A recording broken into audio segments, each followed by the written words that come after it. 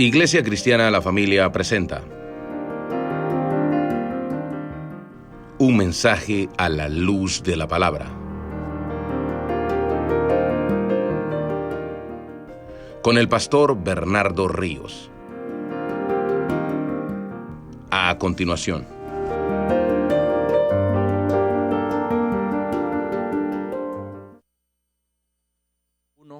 Puestos en pie, por favor.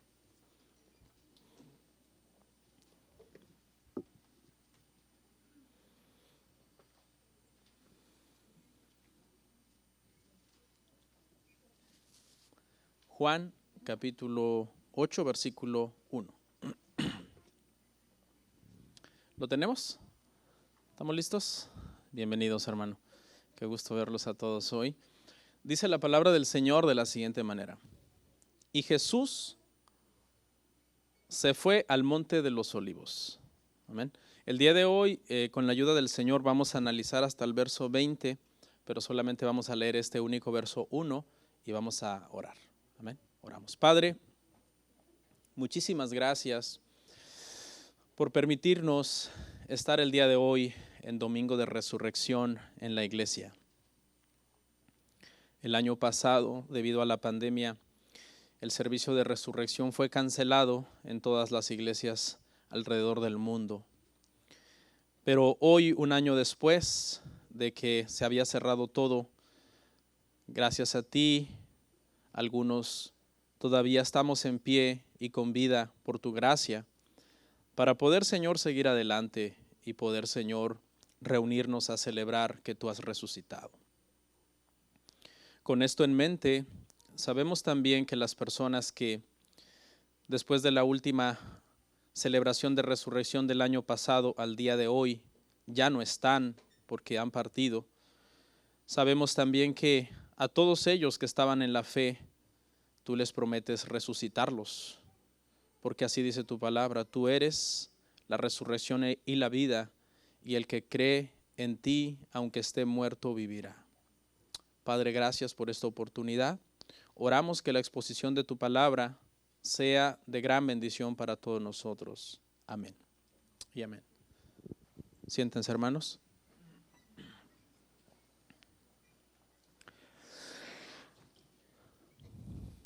Qué bendición, hermanos. El año pasado se cancelaron en todo el mundo los servicios de Domingo de Resurrección.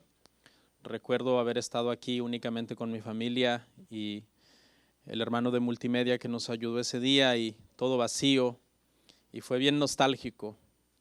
Nos tocó celebrar la Cena del Señor. Éramos 5 personas que la tomamos ese día, y pues el resto de ustedes estaban en casa, en línea, algunos mirando el servicio, y qué bueno que se dieron cita. Le quiero dar un consejo. Si le toca faltar un domingo al año a la iglesia, procure que no sea el domingo de resurrección, por favor. Todos los domingos son importantes porque son el día del Señor, pero el domingo de resurrección es un día muy especial para la cristiandad en todo el mundo. A lo largo de los años se ha observado un patrón curioso con respecto al domingo de resurrección, y es que las personas que no son creyentes a veces buscan el domingo de resurrección una iglesia donde ir. Irónicamente, los cristianos buscan una playa donde ir ese día. Parece un poco ilógico, ¿verdad? Pero aún los incrédulos entienden que es un domingo tan grande que deberían de ir a una iglesia. Y los creyentes entienden que es un domingo muy grande y dicen, me merezco un día off y me voy a la playa, como si ir a la iglesia fuera una tortura, ¿no? Pero bueno, es un consejo antes de comenzar a dar el sermón. Es un consejo para todos nosotros. Yo sé que de repente toca vacacionar un domingo, 2 domingos al año. Procure que no sea en domingo de resurrección, porque es un día muy importante. Amén. El día de hoy, hermanos, seguimos en la serie de Juan. El tema es el número 18. Y Vamos a ver 20 versículos del capítulo 8 y vamos a ver dos historias. La primera será un poquito más en la que nos vamos a centrar, que es la historia de la mujer adúltera, del verso 1 al 11. Y luego, del verso 12 al 20, vamos a hablar un poco acerca de la declaración que hizo Jesús de ser la luz del mundo. Es la segunda declaración que hace de yo soy. La anterior fue yo soy el agua viva, que ya analizamos la semana pasada. Y entonces quiero explicar un poquito este tema, hermanos, de la mujer adúltera. Es un tema muy, muy delicado. Le puse como título a mi sermón el día de hoy, la gracia y el perdón de Cristo. La gracia y el perdón de Cristo. Y una de las razones, hermanos, por las que yo mencionaba que este pasaje es un pasaje delicado, es porque está considerado dentro de los pasajes espurios más largos de las Escrituras. El segundo pasaje más largo de las Escrituras espurio es Marcos 16, 9 al 20, junto con este pasaje espurio de Juan 8, del 1 al 11. Esta palabra espurios no se la tiene que memorizar y la voy a explicar brevemente sin entrar en detalles porque yo creo que no es el momento ni el lugar. Y simplemente voy a darle una explicación breve y sencilla. ¿Qué queremos decir con espurio? En pocas palabras, lo que quiere decir es que este pasaje no se encuentra en manuscritos más antiguos del libro de Juan. ¿Okay? Yo sé que esto le puede generar muchos problemas a las personas que a veces no han estudiado a fondo estos temas. ¿Okay? Y que no saben también cómo fue la línea de transmisión de las Escrituras. En la línea de transmisión de las Escrituras en el siglo I, siglo II, siglo III, fue bastante difícil, hermano. No me quiero meter ahí porque es un tema bien largo, pero no fue fácil la transmisión, la línea de transmisión, porque Juan hizo un libro del Evangelio de Juan que había una copia original de la mano, puño y letra de Juan. Esos escritos se llaman autógrafa, que quiere decir que son exactamente los originales, pero de allí, hermano, los documentos se copiaban y empezaban a agarrar varias líneas de transmisión, no solamente una línea. Y entonces allí es donde de repente editores posteriores del manuscrito original pusieron algunas notas marginales en los escritos originales. Algunas eran para aclarar alguna situación y otras eran la inserción de alguna historia que, aunque no lo escribió precisamente el autor original, fue una historia real. ¿Okay? Fue una historia real. Y es una historia que no contradice absolutamente nada la Escritura, ni el carácter de Cristo, ni el Evangelio. Y debido a eso, entonces, aunque se sabe que en manuscritos más antiguos la porción no está, la tradición de la iglesia es explicar estos pasajes y tenerlos como la palabra de Dios. ¿Ok? ¿Por qué? Porque desde el principio, por ejemplo, grandes teólogos tempranos de la iglesia como Jerónimo, Ambrosio y Agustín consideraron que este pasaje era un pasaje auténtico, una historia real. La única diferencia es que se cree que Juan, el apóstol Juan, no fue exactamente el que lo escribió, sino que se insertó en el manuscrito. ¿Ok? No contradice absolutamente en nada al Evangelio ni a las Escrituras. Si a alguien le genera mucho problema esta aclaración o esta explicación, venga conmigo, yo le puedo dar más información y más detalles para que usted entienda, ok, estoy satisfecho. Entiendo entonces que para nosotros como iglesia es la palabra de Dios y que como palabra de Dios lo explicamos y lo predicamos y lo asumimos como algo que tiene una enseñanza espiritual para nosotros y que nos es de ayuda para nosotros y que nos revela el carácter amoroso de Cristo, de un Salvador lleno de gracia y lleno de perdón. ¿Ok? Entonces, así es como la vamos a ver, hermanos, esta historia el día de hoy. Amén. La gracia y el perdón de Cristo. Vamos a analizar entonces nuestra primera historia, que es esta historia de la mujer adúltera, del versículo 1 al 11. Tres cosas por lo menos podemos ver aquí, hermanos, en este pasaje. Número 1, la inmoralidad de una mujer. una mujer lamentablemente cometió adulterio. Pecado. La segunda cosa que vamos a ver es la hipocresía de los religiosos, de los acusadores que la traen ante Cristo porque la quieren matar. Han olido sangre y son como los tiburones, quieren matarla. Y en tercer lugar, la humildad, la sabiduría, la gracia y el perdón de Cristo. Es Cristo entonces en quien nos centraremos, porque aunque el Evangelio hable de historias de ciertos personajes, siempre el personaje central en el Evangelio, hermanos, es Cristo. Y ver nosotros en esta historia su carácter, su amor, su gracia, su sabiduría. En primer lugar, vamos a hablar de la humildad de Cristo. Y vamos a leer y a explicar el verso 1 y 2. La humildad de Cristo. Y Jesús se fue al monte de los olivos y por la mañana volvió al templo y todo el pueblo vino a él. Y sentado él les enseñaba. ¿Ok? Si nosotros retomamos la historia del versículo último de Juan, capítulo 7, verso 53, la historia nos dice que después de que Jesús dijo que él era el agua de vida y dio ese sermón, lo que hicieron las personas fue que cada uno se fue a su casa. Todo mundo se fue a descansar. Pero a diferencia de ellos, hermano, lo que Cristo hizo fue, de acuerdo a este pasaje, irse al monte. La gente se fue a casa a descansar cómodamente y Cristo, hermanos, se fue al monte. Y el pasaje no dice a qué se fue al monte, pero ¿verdad que lo podemos deducir? Se fue a orar, porque dice que era costumbre de Jesús muchas veces apartarse de sus discípulos, buscar un lugar solitario, especialmente las montañas, e ir a orar. Cristo, hermanos, no tiene una casa en Jerusalén a donde ir a descansar. Tenía amigos en Jerusalén como Lázaro, Marta y María, que vivían en Betania y que no estaba tan lejos y que él pudo haberse ido a refugiar ahí a manera de posada con sus amigos y descansar en ese lugar. Pero Cristo, hermanos, se va al monte a orar. No tenía una casa propia, no tenía un lugar propio donde descansar. De hecho, Mateo 8:20 dice que ni siquiera tenía una almohada donde recostar su cabeza.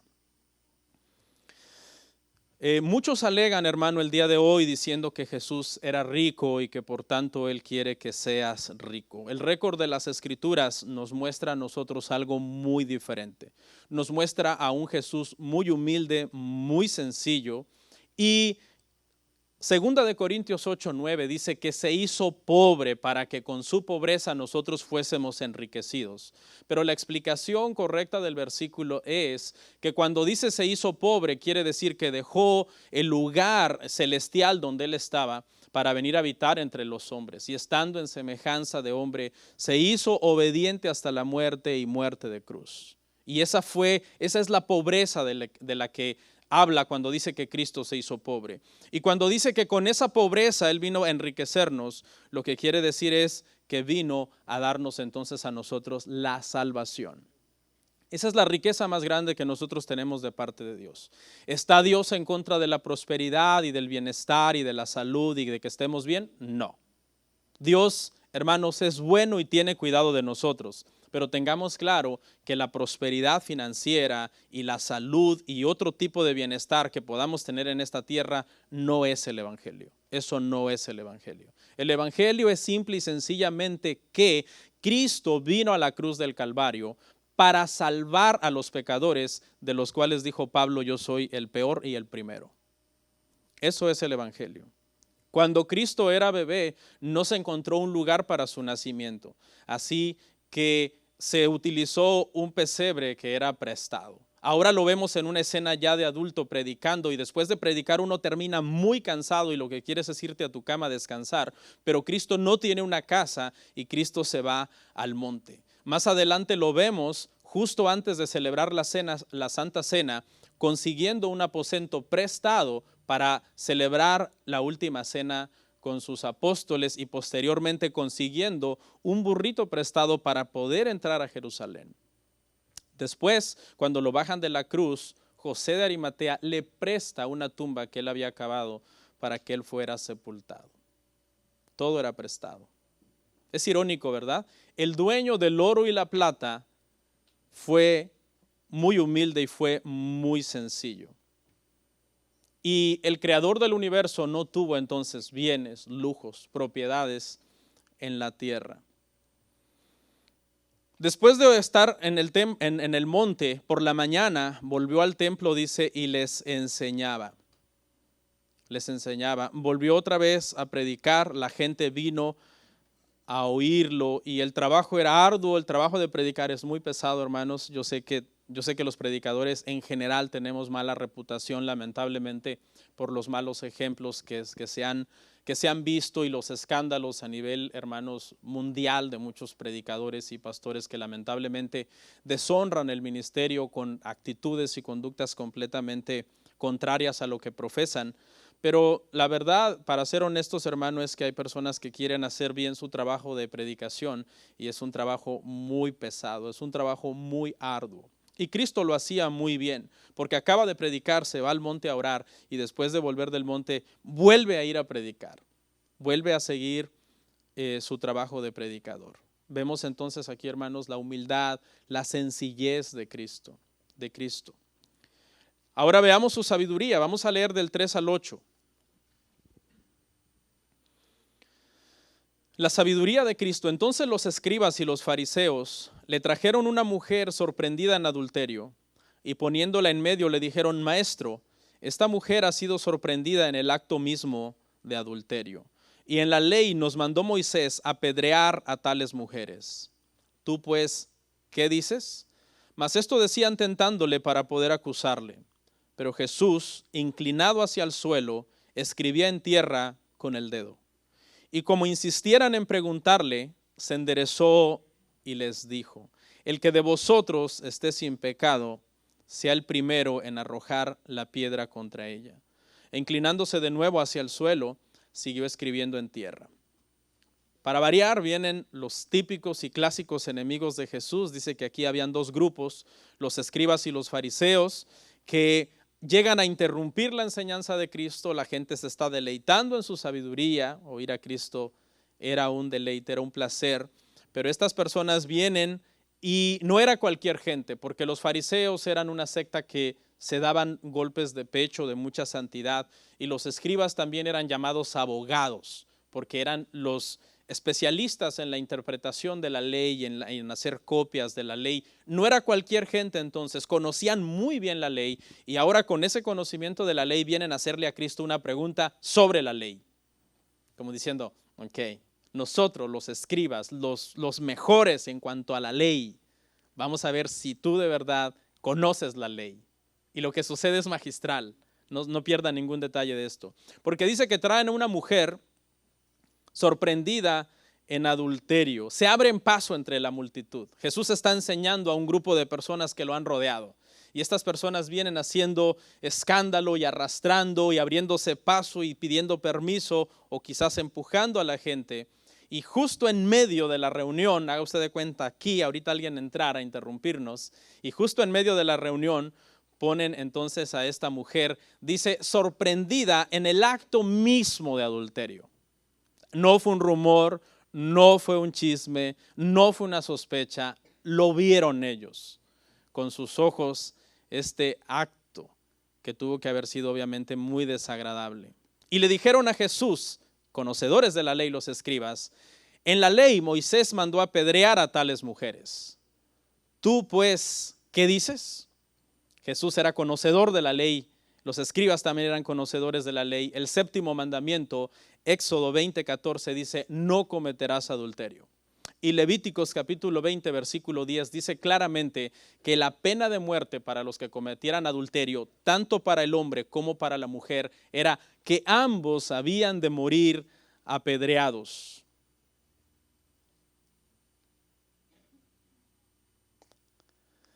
Así que la situación era complicada. Cristo no está a favor del adulterio.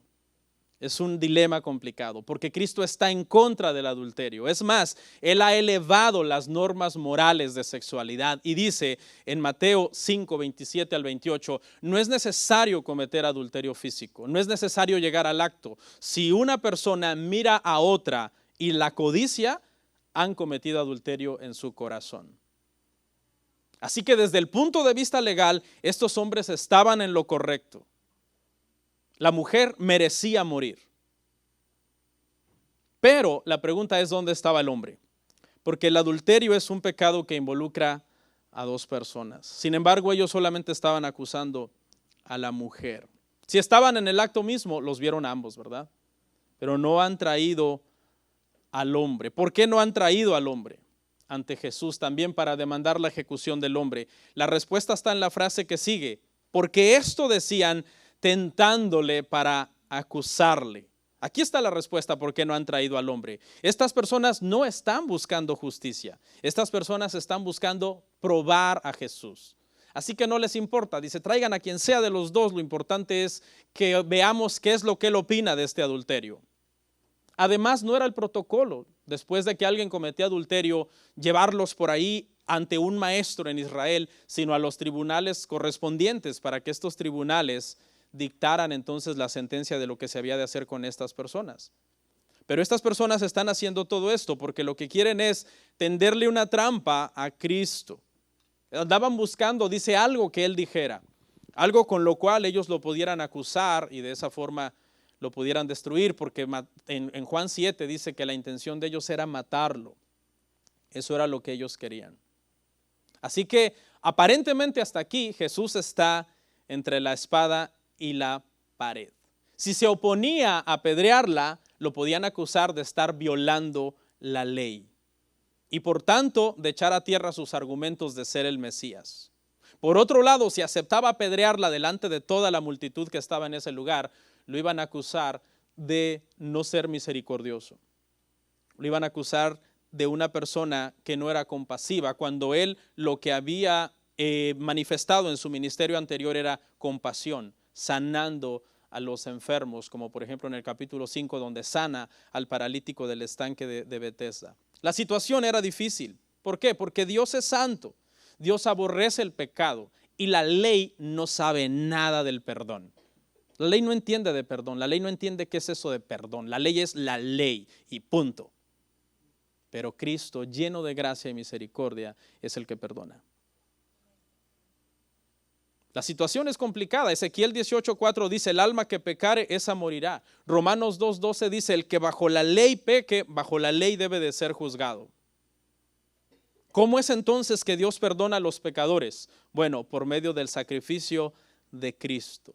Es el sacrificio expiatorio de Jesucristo el que satisfizo al Padre para que nosotros pudiéramos ser perdonados. Porque por la ley lo que nosotros merecíamos era la muerte. Y es bajo esa sangre entonces que esta, obviamente antes de ser Cristo crucificado, es que esta mujer adúltera va a ser perdonada y va a recibir la gracia.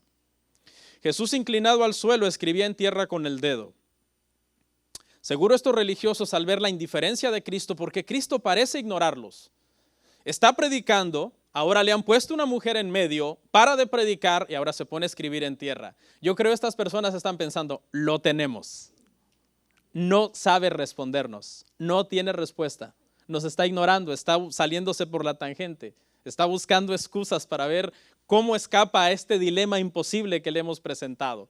Porque si no la apedrea, está violando la ley. Y si dice que la apedremos, su reputación de compasivo se va a ir por los suelos.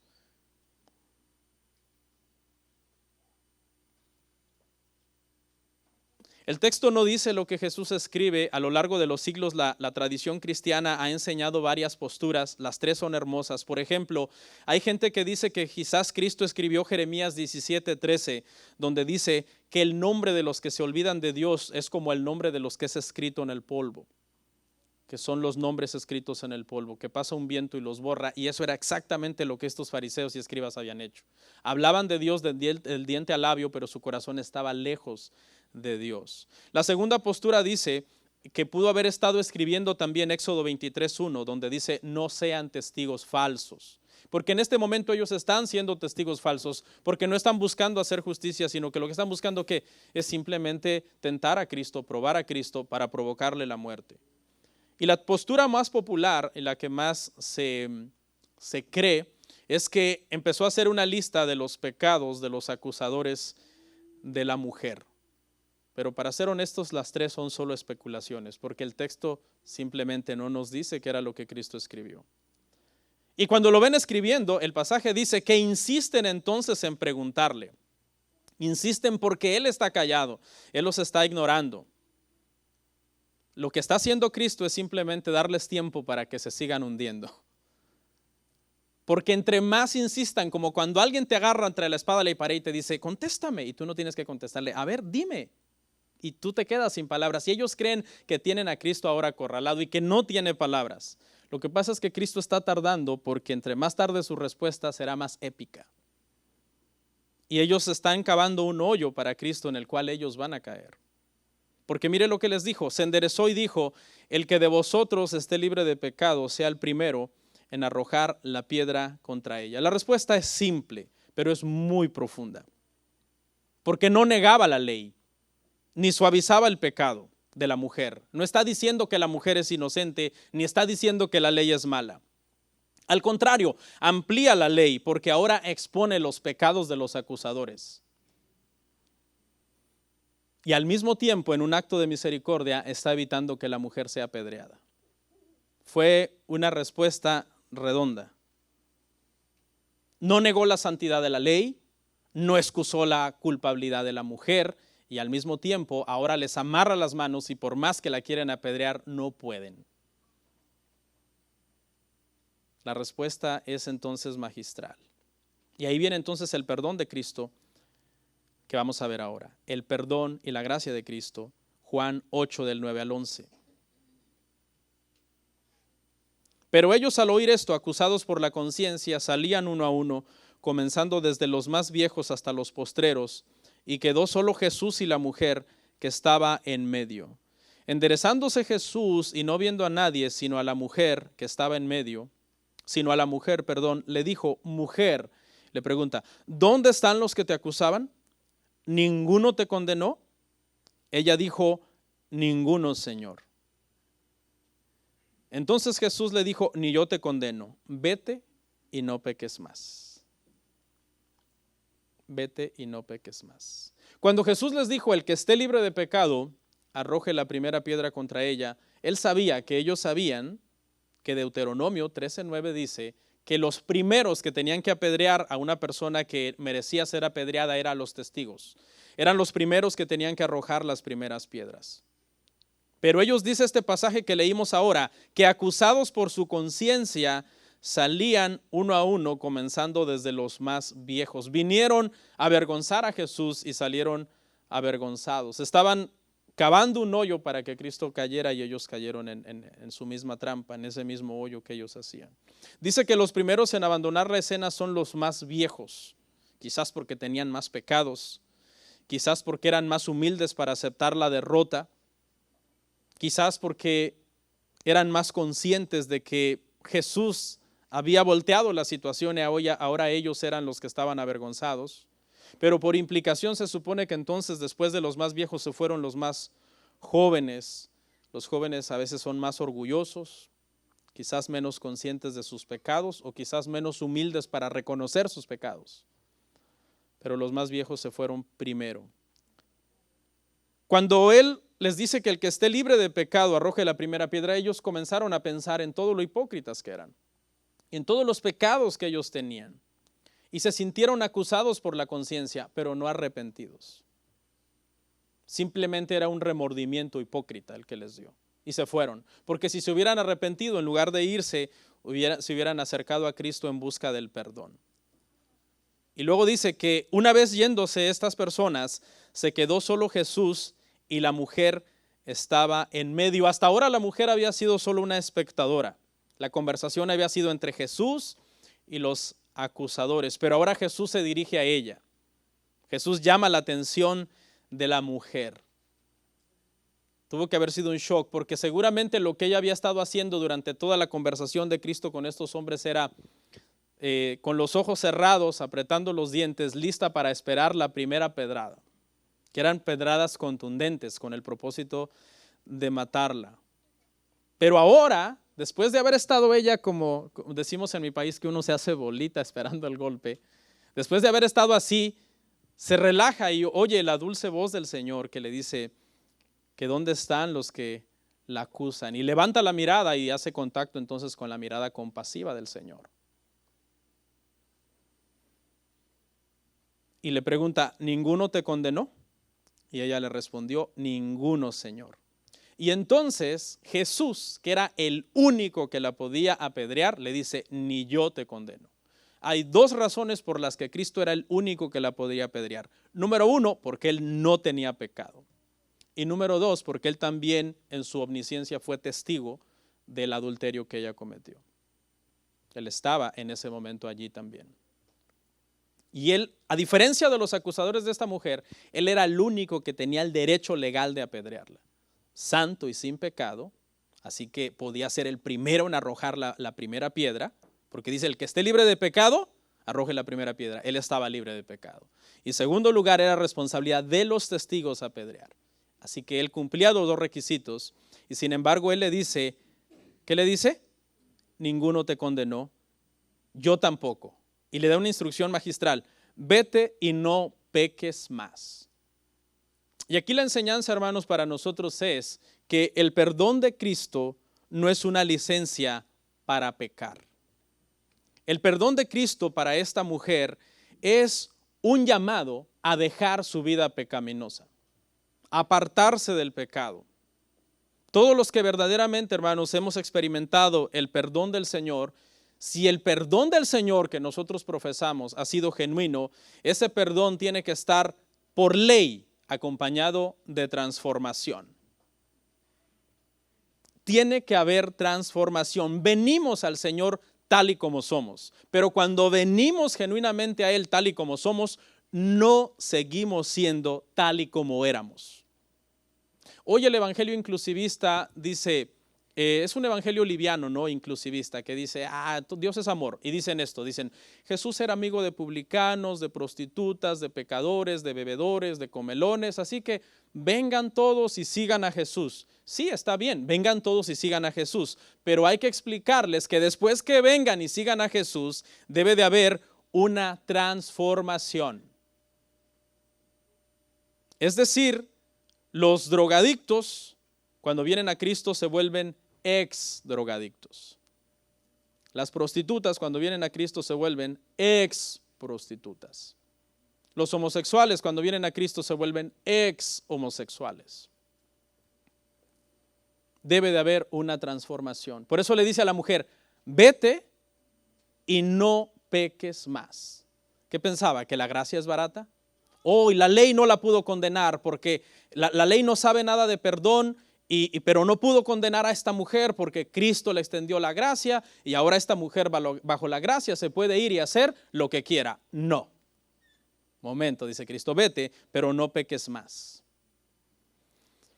Hay una historia de Agustín de Hipona hermosa sobre la transformación que él tuvo. La historia dice que Agustín de Hipona, que llegó a ser uno de los doctores de la iglesia en los primeros siglos, se le conoce como el padre de las doctrinas de la gracia, un genio en la cuestión del entendimiento de las escrituras. Él antes de convertirse al Señor, él llevó una vida muy licenciosa, muy promiscua. ¿Okay? Y entonces después de que él ya se convirtió al Señor, en una ocasión él iba caminando por un lugar y una mujer con la que él había vivido antes lo miró y lo comenzó a llamar y le comenzó a hablar. Quería hablar con él y quería llamar su atención de él. Pero lo extraño era que Agustín no volteaba y no reaccionaba ante la voz de esta mujer. Y la mujer lo siguió e insistió, Agustín, y le hablaba, y el hombre no reaccionaba, hasta que por fin ella, intrigada, se acercó y lo tocó y le dijo, Agustín, soy yo. Y él volteó a verla y le dijo, pero yo ya no soy. Es magistral, por eso me gusta mucho leer la historia de la iglesia, de estos grandes hombres de la iglesia. Le dijo, yo ya no soy. Por eso la ignoró. Ella está buscando al Agustín que ella conocía antes, al promiscuo, al que vivió con ella. Yo ya no soy. Y es que debe haber una transformación en nuestras vidas. Y por último, vamos a ver la declaración de Jesús de ser Él la luz del mundo, Juan 8:12.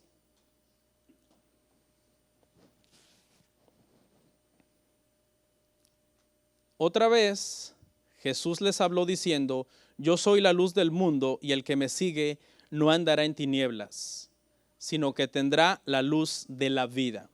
Esta expresión, otra vez les habló, es una de las razones por las que se cree que la historia de la mujer adúltera fue insertada allí. Esos 11 versículos fueron insertados allí. Y que la línea de pensamiento, después que ha dicho, yo soy el agua viva, entonces otra vez les habló y ahora les dijo, yo soy la luz del mundo. Esta es una de las razones también por las que se cree que la historia fue insertada. Pero repito, es verídica, realmente pasó y nosotros la estudiamos entonces como palabra de Dios.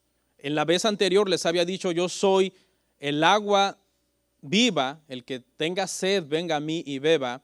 Y ahora les está diciendo, yo soy la luz del mundo. En ambas ocasiones se estaba refiriendo a dos ceremonias que se llevaban a cabo en la fiesta de los tabernáculos. Ya hablamos de la ceremonia del agua, ¿se acuerda? Que iban a sacar agua al estanque de Siloé, se hacía una procesión, el sumo sacerdote y el pueblo llegaban al templo, derramaban el agua como una ofrenda, en señal de que por 40 años Dios les había dado agua en el desierto. Y en ese momento cuando lo están haciendo, Cristo les dice, yo soy el agua viva, el que tenga sed, venga a mí y beba, y yo le daré vida eterna.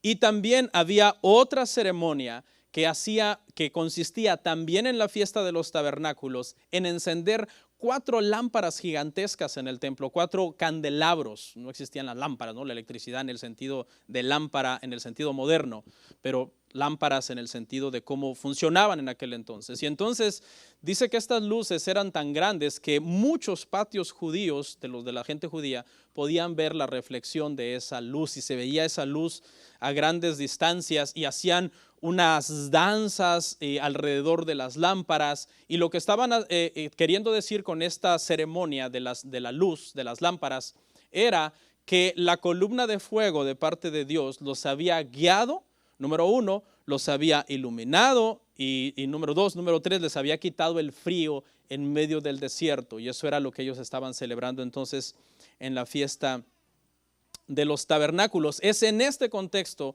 cuando ellos están haciendo eso, que Jesús les dice, yo soy la luz del mundo. ¿Y qué declaración, hermano? ¿Qué persona puede decir yo soy la luz del mundo? O sea, ¿qué persona puede decir eso? Yo soy la luz del mundo. Y en la segunda declaración, yo soy, ego eimi. La primera fue yo soy el agua de vida.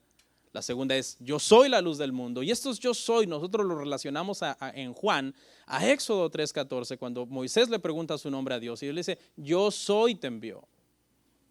Al menos ese es nuestro entendimiento como iglesia respecto a los 7 yo sois de Jesús que veremos en Juan, y este es el segundo.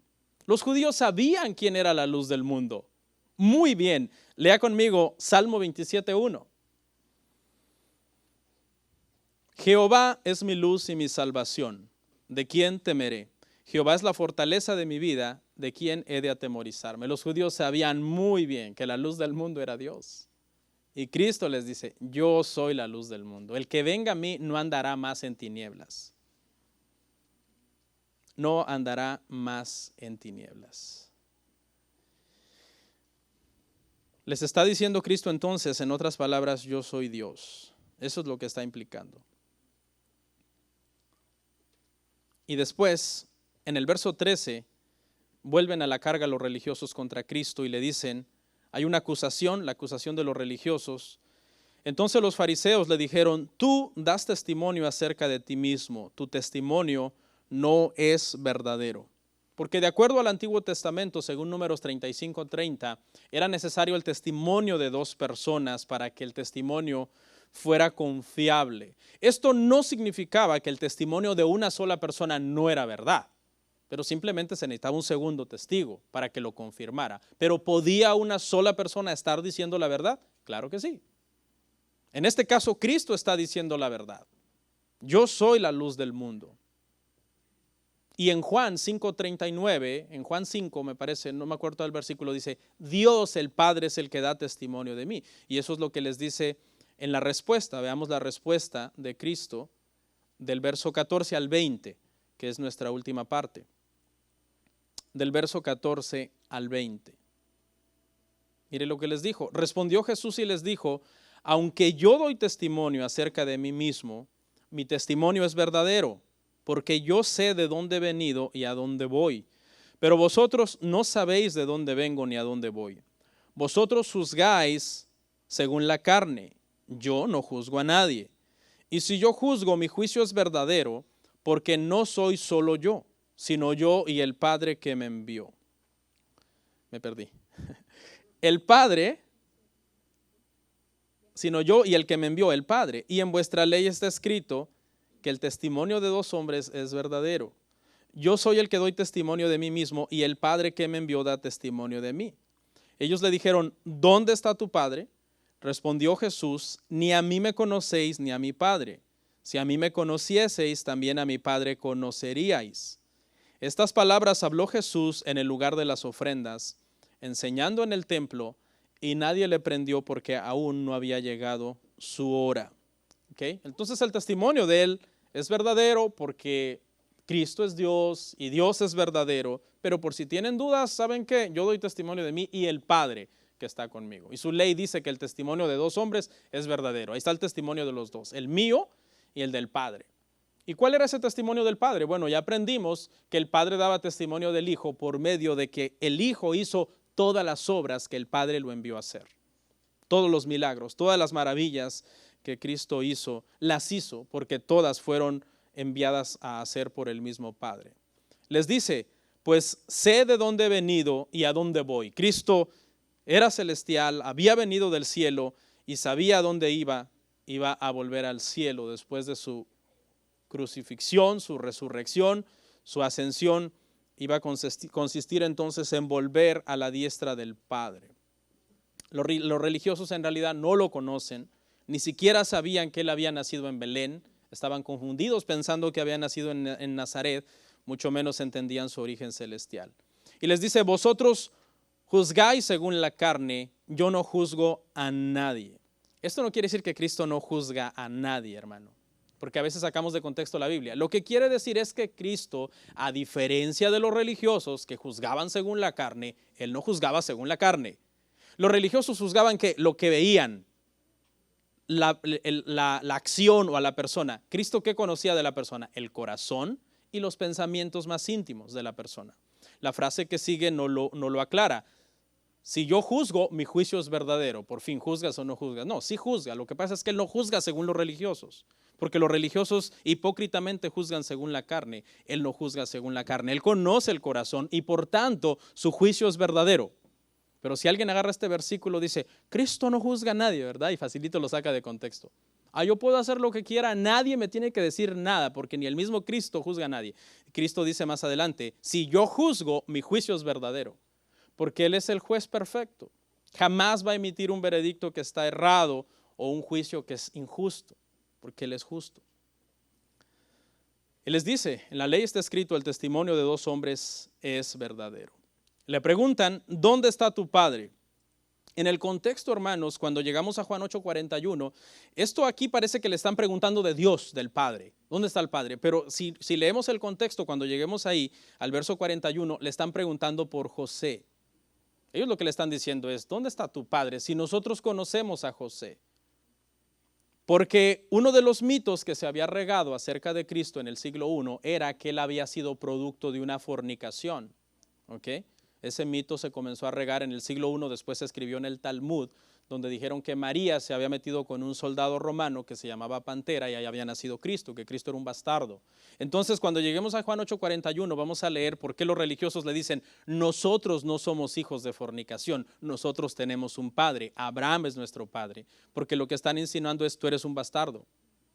Eso es lo que le están insinuando a Cristo y es por ese padre al que le están preguntando a Cristo en sí, por José y no por el Padre. ¿Dónde está tu Padre? Y por último, dice alguna frase que ya hemos venido viendo mucho, y nadie le prendió. ¿Por qué? Porque su hora no había llegado. A su hora le faltaban 6 meses todavía, porque aquí Jesús está en la fiesta de los tabernáculos, septiembre, octubre, más o menos, y su hora iba a llegar en la siguiente Pascua, marzo, abril, que es precisamente lo que estamos celebrando el día de hoy, cuando llegó su hora.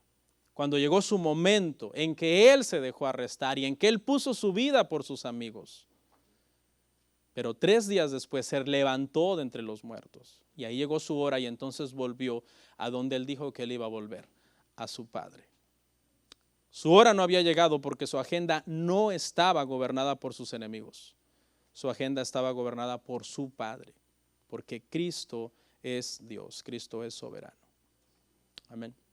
Vamos a orar. Comparte, suscríbete, dale like. Gracias por tu sintonía.